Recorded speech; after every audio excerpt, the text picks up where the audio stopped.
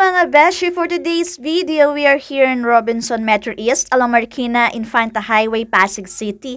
We are going to Jollyland, located in the 3rd floor of the mall. Related nga ito sa birthday celebration ni Jaya, kaya ayan, tignan nyo, tuwang-tuwang bata. Hindi na nga kami naghanda at kumain na lang kami sa labas at ito nga ipaglalaruin namin siya sa Jollyland na trending dahil kabubukas lang. At ito nga ang kanilang play area rates. Ang 1 hour nila is 300, 2 hours 400, unlimited play 500. Hindi nga lang mga bagets ang mag-e-enjoy dito dahil pati mga adult sa laki ng 2,200 square meters nito, I'm sure mapapagod kayo kakatakbo, kakasunod sa anak niyo. Ito nga't hindi na mapakali si Jaya at binilihan na nga namin siya ng entrance ticket. Pag-usapan nga namin na ako na nga lang ang sasama at si Kuya ay later on na. Time in namin is 3:26 PM. Sure na masusulit niya to. Very organized ang locker nila dito, pati ang mga shoe rack nila. Pero dahil sobrang dami na nga ng mga pumasok, ayan, dito na lang kami sa may bakante. Okay nga lang kay Kuya na mauna na ako at siyang maiwan. May additional feeding kasi pag may extra adult. Ganito nga lagi ang setup namin kapag ilalabas namin si Jaya at dadalhin sa playground. Medyo mahal nga lang yung entrance dahil unlimited yung kinuha namin. Pero plano namin kasi na hanggang closing ay nasa mall siya. Pagdating naman sa mga staff nila rito ay very friendly at very accommodating. Nakapasok na nga kami sa loob at ito nga'y panay takbo na. Hindi ko alam kung saan ba siya unang pupunta. Akala ko talaga sa mga videos ay sand ito. Yun pala ay mga dice cube na wooden. Maganda nga at ganito ang kanilang ginawa kesa naman sa sand na baka ma-irritate ang mata ng mga bata. Honestly, first time ko tong nakita sa ibang mga playground kasi ay walang ganito. Ang sarap nga yakapin at samahan sa paglalaro yung mga anak natin pagka ganitong ang bait-bait nila. Habang wala pang toyo, ayan nga, nakipaglaro na ako. In fairness mga beshi, hindi ito masakit sa paa pag inapakan ha. Nag-enjoy nga itong si Jaya sa kakascoop ng mga dice papunta rito sa trolley niya. Madaming ngang toys dito sa activity area, kaya naman hindi nag-agawan yung mga bata. Hindi pa nga umiinit yung puwet namin sa kakaupo at ito ay tatakbo na naman. Next activity nga na pinuntahan ni Jaya ay itong inflatable slides. Sa dami nga ng tao dahil Saturday, ayan nga at medyo siksika. Exclusive nga lang para sa mga kids ito at hindi na allowed ang mga adult na sumama pa. Dinala nga niya sa loob itong stuffed toy niya kaya sabi ko ibigay sa akin at baka mawala. Nakakatuwa lang dahil kahit magtumbling sila rito ay sobrang lambot at hindi sila mauuntog. May staff nga rin na nagbabantay para ma-monitor na hindi maging crowded ang mga bata habang naglalaro. At kung sawa naman na siya at napagod sa kakatalon, itong sa kabilang side niya ay ganito naman. Meron nga rin sila rito mini school activity na kung saan pwede sila makapag-practice magsulat at makapag-identify ng colors and shapes. Sinilip nga lang to ni Jaya at nagtry magsulat-sulat, ayan, at nagsawa agad kaya iikot na naman siya sa ibang activity area. Napaka-hyper nga ni Jaya kaya ayan, takbo ng takbo, pati tuloy ako na nga besh ay napapatakbo kasi baka mawala yung anak ko. Next naman sa ating listahan ay itong mini wall climbing para sa mga kids. Gustuhan nga ni Jaya itong playground na to dahil napakalawak. Pinagsama na nga nila rito itong mga mini slide, swing, at obstacles para sa mga maliliit na bata. At hindi rin sila nagtipid sa mga bola rito mga besh. Jollyland lang din ang first ever playground na gumamit ng interactive screen monitor na kagaya niyan. Super enjoy talaga si Jaya sa pagbato ng mga bola dyan. On the other side, meron silang mini room dito na parang pang princess. Guaranteed nga to para sa mga batang babae para makapag-ayos sila ng sarili at magpaganda. Samahan pa ng kanilang costume na mayroong sample dito na pwedeng gamitin at isuot. Ayan nga si Jaya, tinry na niya itong pinili niya. Kita mo, sinabi ko, sumayaw din kahit wala namang tugtog.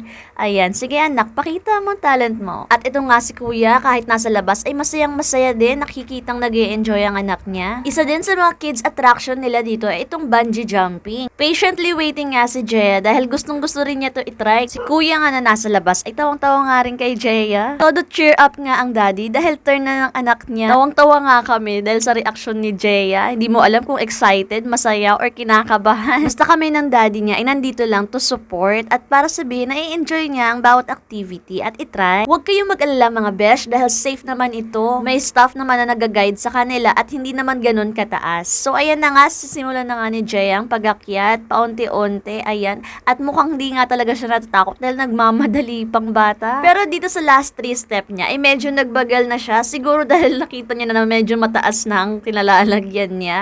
So ayan, go in baby Jaya, enjoy! Matapos nga niyang magmala Tarzan, ay ayan, gusto pang umulit, pero sabi ng staff ay may nakapila, napila na lang ulit siya. Sobrang saya nga ni Jaya at kita mo naman sa mukha niya na parang gulat siya na nagawa niya yun. Ayan nga at masayang masaya nilapitan ng daddy niya. Nag-usap nga sila na akala mo'y nagkaintindihan samantalang may salamin sa pagitan nila. Ngayon ko lang din talaga napatunayan na magaling umarte ang asawa ko. Naku mga besh, kung akala niyo'y tapos na activity nila, abay papunta pa lang tayo sa exciting part. Syempre, papahuli bang Lego bricks and blocks para sa ating mga chikiting? Ayan nga at meron din dito sa Jollyland. Hindi nga masyadong nakapaglaro ng bricks si Jaya dahil dito na kagad siya dumiretso. Isa nga ito sa nagpa-level up compare sa ibang mga playground. Dahil dito ay meron silang built-in na mga obstacles and balancing para sa mga kids natin.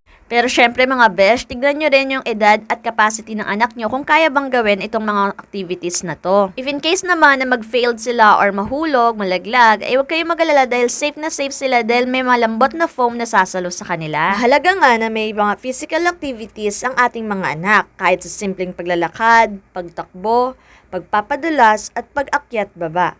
Tumutulong kasi ang mga ito para ma-improve ang kanilang cardiorespiratory fitness at makabuild ng strong bones and muscles. Dahil din dito ay nakokontrol ang kanilang timbang at nare-reduce ang symptoms ng anxiety at depression. Yes mga besh, kahit bata pa lang sila ay nakakaramdam na sila ng depression o sobrang pagkalungkot. Kaya naman minsan ay kailangan talaga natin silang libangin at para malaman din natin kung paano natin i-handle ang kanilang tantrums at pagka-mood swing. Kaya dapat sa early stage pa lang ay ma-explain na natin sa kanila. Tayo nga na matanda ay hindi natin minsan kayang i-control ang ating mga emotions. Ito nga at medyo bad mood si Jaya dahil gusto agad pumasok pero sabi ko need niya mag-antay dahil may pila. Ang mga bata talaga parang hindi napapagod. Ayan kahit kanina pa naglalaro ay full energy pa rin para dito sa trampoline. Nakakatuwa lang dahil isa rin ito sa mga nagustuhan ko dahil nga itong trampoline ay may kasamang stick wall. Ayan, sinuot ko na sa kanya itong ano bang tawag dyan. Basta, ayan, tignan natin kung didikit. First time niya to Ayan, kumuko malalaglag pa. Pero hindi naman siya totally nalaglag dahil napakakapit nga talaga ng damit dun sa sticky wall. Ayan. At ito yung nakalimutan ko na nga na anak ko pala itong kasama ko. Ayan, at ayaw na nga raw niya at nasaktan ata siya. Sorry, baby. Ayan, at binaba ko na nga siya at magtatalon na lang daw siya at mag-shoot sa may basketball. Ako lang ata talaga kasi ang may gusto ng sticky wall.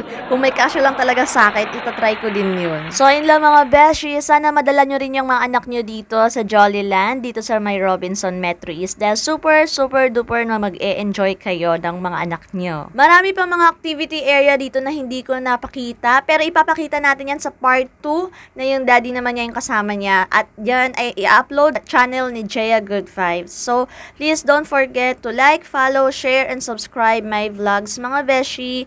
Thank you so much for watching.